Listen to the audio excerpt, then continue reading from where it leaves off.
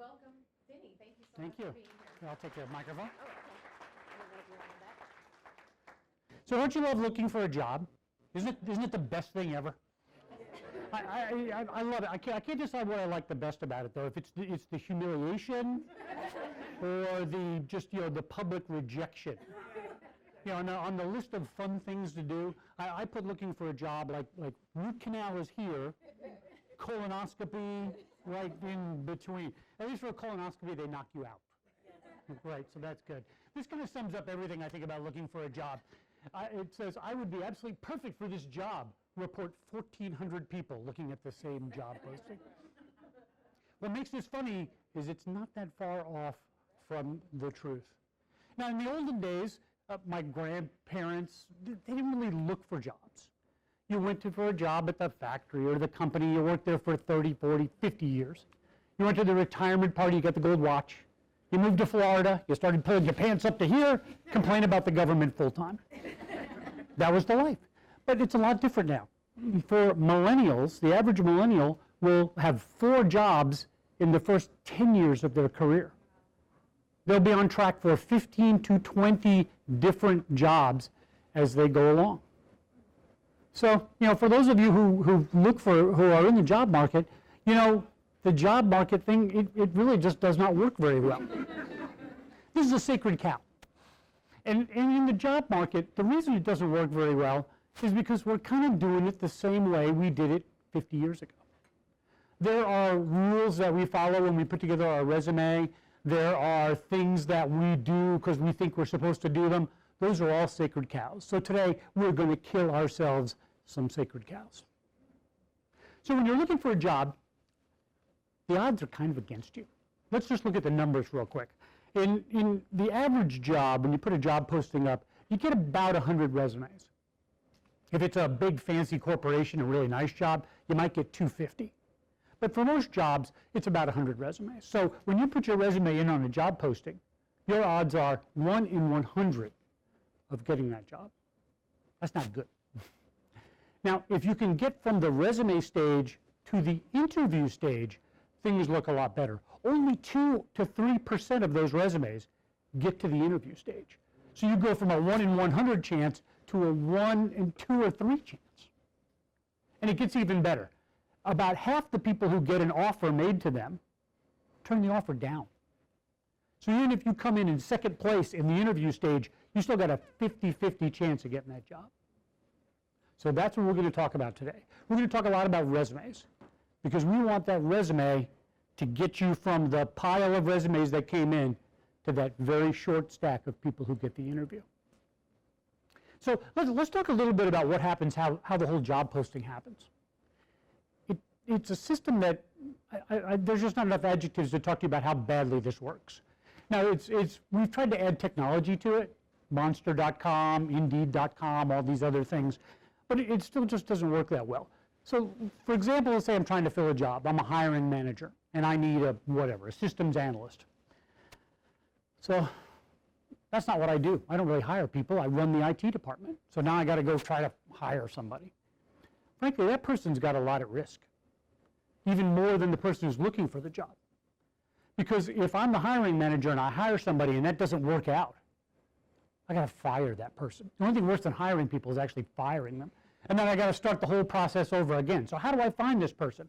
Oh, okay, I'm going to put a job listing on Monster. Okay, well, now, how do I do that? I don't really write job listings. So I look at all the job listings, and I write something that I think sounds like an ad. And that's why we get these ads. If you guys are looking for jobs, you'll know what these ads sound like. They sound like, we are looking for a motivated self-starter to join our growing dynamic corporation. Right? Well, what does that mean? And then, okay, so they got that. Well, that sounds like an ad. That's good. And then, well, let's list some of the skills. And it's like every possible skill in the world. And so to me, they look a little like, they look a little like an ingredients package. Look a little like this. So we see the ingredients package, right? And so what do? We go home, we write our resume. When we write our resume, we type in our ingredients. And so they got all their stuff, right? And then we've got our piece of paper with all our stuff. And we send it in, we hope that their stuff and our stuff match up and it's all really great. Of course, that never works. People who try to hire folks go, I don't get qualified candidates. And the people who are trying to get jobs go, I'm not getting interviews. Okay. So looking for jobs is a really, really competitive environment. And I'm an ad guy. So to me, when I think of competitive environments, I think of the Super Bowl. It's a really, really tough environment, but it's a great place to be. Last year, the Super Bowl, 111 million people watched the Super Bowl. 90% of all American adults watch the Super Bowl. That's why it costs this much. 30 seconds on the Super Bowl costs $5 million. $167,000 a second. Now here's where it gets interesting. There's no guarantee you're going to watch all 30 seconds of that Super Bowl ad, is there? So you got maybe 1 or 2 seconds to grab them, so they watch the rest of it. Well, what does this have to do with looking for a job? That resume you sent in, those 100 resumes that came in for that job posting, 80 of those resumes, 80% of those resumes go from the stack that came in to the no pile in 11 seconds. You had 11 seconds to make your case. That ain't a lot of time. So that's what we're going to talk about. We're going to talk about how to get your resume to get into those things. But first, we have a little interactive moment. I need my 3 volunteers to come up. So we're going to talk a little bit about it. You already have a question? You want to be my volunteer? No. Well, I already have 3 volunteers. But thank you. I appreciate it. You're on your spot. All right, come on up. Come on. No, come on up. Come on. You can't unvolunteer. All right. You guys can stand right there. And let's see if I can do this with the microphone. You are? Floyd. Okay, great. You are? Ramona. Liliana. Okay, and Floyd, come stand with the other people like we all like each other. Okay. So here's the question I want to ask you. Tell me a skill that you have that would be used for your job. It could be a piece of software that you use, or that you're really super organized, or something like that. What's a skill that you would have for your job? Research. Research. Good at research. Okay, good answer. All right. I was going to say that too. Analytical research. Oh, analytical research. That's very good. Floyd, what's yours? I'm adaptive. Adaptive. That's good. We all think they're qualified people, right? Okay. Here's the next question. I'm going to give you a second to think about it. I want you to tell me something about yourself that nobody else in this room could say. And it could be almost anything. When Cindy read my bio, I feel like I've done a lot of important things in my life. Nobody ever asked me about any of those. They only want to know, gee, what was it like to be on Wheel of Fortune? And what made you think racing lawnmowers was a good idea? It's not. Okay, so it could be, gee, I have a blog about collecting bottle caps. I'm a quilter. Something about you that's different than anybody else in this room. Okay, who's ready? I'm ready. Yep, Ramona's ready, okay. I ran for Justice of the Peace Judge out in Collin County last year. I love that. I love that. All right, Liliana, what do you got? I love to volunteer. Where do you volunteer? Let's see, Rainbow Days, what is it? Legal Aid of Northwest Texas, Minnie's Pantry. I can't remember. Good. No, There's that's more. fantastic. Fantastic. That's great. That's great. I did an Ironman in Zurich, Switzerland. Okay. All right, thank you guys. Have a seat. Now, so what they did there is really, really fascinating. So they went from qualified, right, to interesting. So instead of just being a resume with a set of skills on it, that's somebody I want to talk to. That's somebody I want to meet. So if you only get one thing out of this talk today, please just get this slide. You want more than a list. The people who are trying to hire you, they want those skills that they had in that ad. But you know what? They really want a great person. They want somebody that they're going to see every day. They want somebody who they're willing to go out to lunch with, right? They want a really great person that they can work with. So be more than a list. And I'm going to give you some examples, and we're going to talk about exactly how to make that happen in a resume. And let's talk about a resume a little bit.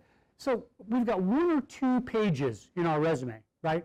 And we expect that to tell a potential employer everything about us. And for a potential employer who's going to pay us thousands and thousands of dollars over the years, They expect to learn everything about us from those 1 or 2 pieces of paper. That's insane. That's absolutely crazy. But that's the system we're working in. So we're going to make that work for us.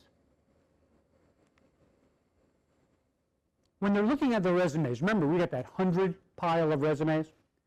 They're looking for a reason to get that 100 pile down to 2. They're looking for a reason to say no. So let's talk about what happens to your resume. I got 100 resumes, right? And I'm running the IT department. Do I have time to look at 100 resumes? No. So there's a thing called a resume scanner. Do we know about these? So those 100 resumes come in, they just upload them. They put them into a piece of software. And the piece of software reads your resume. This is really, really important to understand how this works. Remember the dumb ingredients list I showed you? That's what the scanner's looking for. Looking for words like dynamic self-starter. So when you look at that ad, you need to find those keywords that are in that ad and make sure they're in that resume. Now, we all have our resume, right? Not good. If you're applying for 15 jobs, you need 15 resumes. Every resume has to be absolutely 100% customized to that job. And part of that customization is talking about who you are, but also part of that customization is about putting in some words. That makes sense. Now, I talked a little bit about the Super Bowl folks and how they do the ads, right? There are 3 things that they do to make those ads in that very, very competitive environment. 3 things they do we can learn. Number 1, they get creative. Number 2, they think outside the box a little bit. And number 3, they break the rules. I know there's a lot of folks who work for law firms in here. Breaking the rules is not the same as breaking the law. Okay? It's going to kill those sacred cows. We're not going to do anything unethical. We're not going to do anything immoral. For example, for the resume scanners, you know what a lot of people do? They use white words. You know what white words are? They take all the keywords from the ad, they type it into the resume, they turn the type white.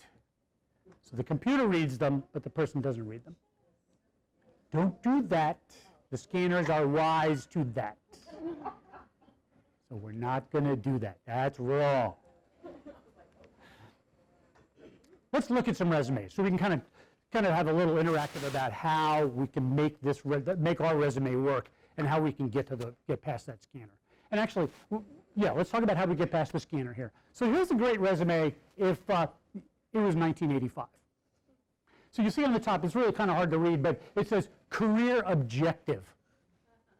I don't care what your career objective is. I'm not here for you, you're here for me. Your career objective is to get this job, right?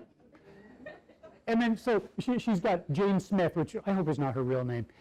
She's got career objective and then core competencies. And it says customer service, cost efficient. Well, Jane is cost efficient. Well, good for you, Jane. And then we've got a lot of information about these jobs. And down here is really the only interesting thing that's on here. It says very small, it says, she won the Writer's Digest 2002 award. Okay. Now, am I going to go dig around to try to figure out what that means? No, it's pretty easy to put Jane's resume in the no pile. She's given me a lot of reasons to say no. Frankly, there's too much information in there about her jobs. Let's look at another one. This is a template, and I kind of like it. I think this is about halfway there. What's going on this template, the top thing, it says professional summary, and it's a little narrative. So it's not a kind of dry ingredients list, it's a little narrative where you can work in some of those keywords and work in a little personality, a little bit about your volunteering, a little about what you do, a little bit about the person you are instead of the list of skills you have. And that's really important. We've got to move from being a list of skills to being a person they want to work with. And then they've got some highlights, and I really love the highlights section. You can call it skills and accomplishments, whatever it is. So when I'm looking at this resume, I'm going to read this professional summary and say, oh, well, she's kind of a neat person. And then the highlights, wow, she's done some interesting things. The rest of it, I don't even need to read. That's going to go in the consideration pile. I'm going to like that. And then one last one. I'm not crazy about pictures on resumes, but everything else about this resume I really, really like. And that is, if you look at the top, it says, Amber Jones, IT manager, 8 years experience. The most important thing anybody needs to know is at the very top of that resume. If the ad said, we're looking for an IT manager with 8 years of experience, the scanner is going to put this one right at the top. Right at the top. And then here's this little kind of, see the big quotes, a nice little narrative box about what's going on. And then the contact section. Look at all those contacts. I'm going to talk a little bit more about this. Got the phone number, got the email, right? Do you have a website? Where's your blog about bottle cap collecting? Put it right there. And the other thing that I want to see on here, I want to see your LinkedIn profile. I want to see your LinkedIn profile. We're going to talk about that in just a second.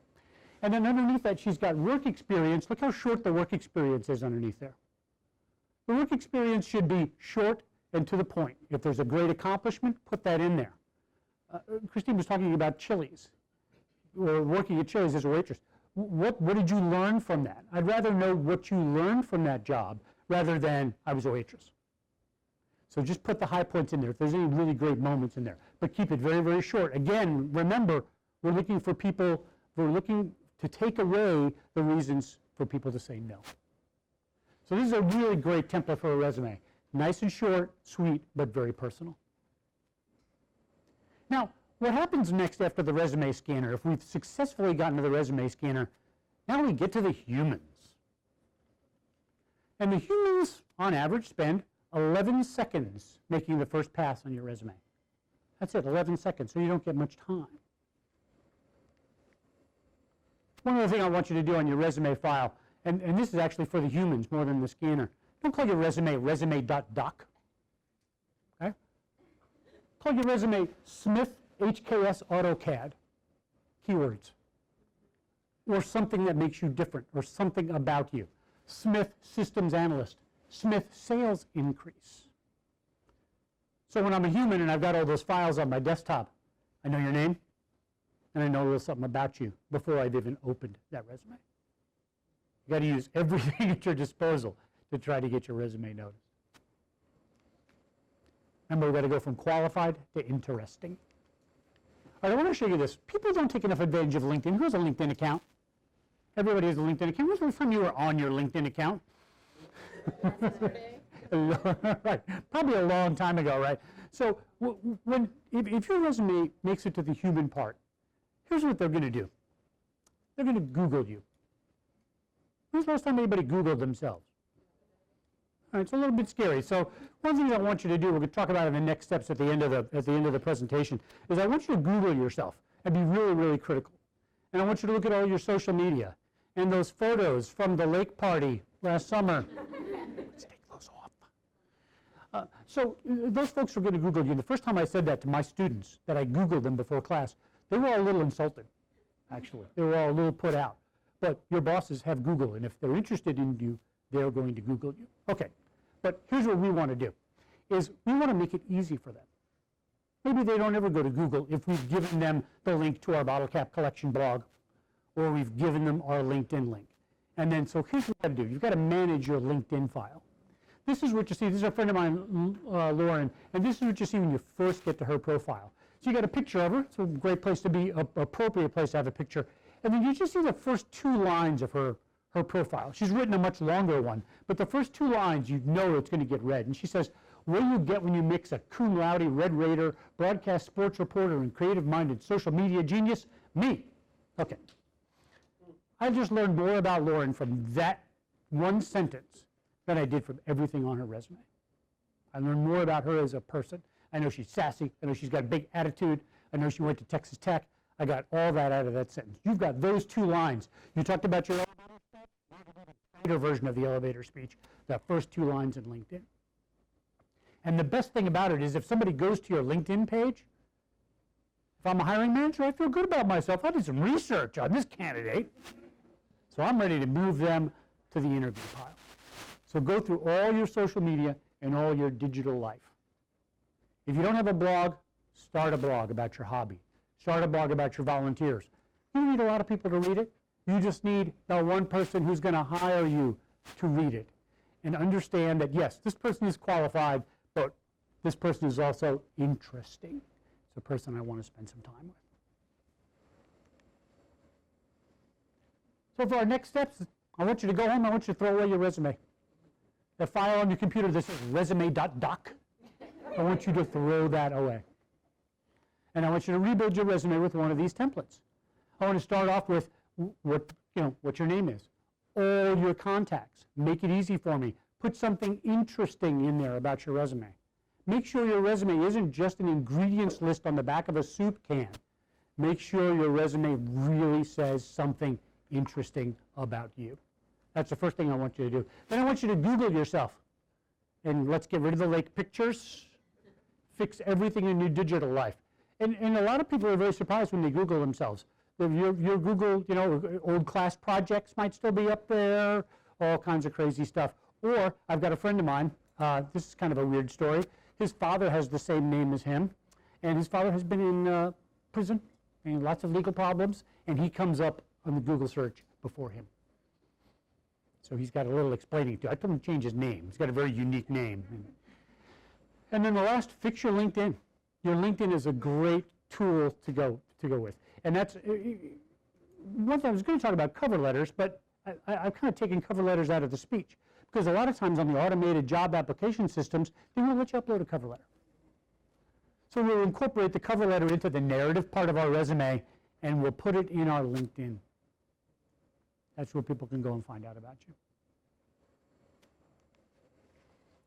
Remember, you have got 11 seconds to go from the big resume pile to the little resume pile.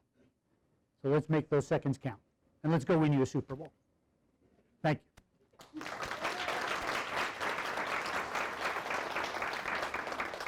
That's where you can send hate mail.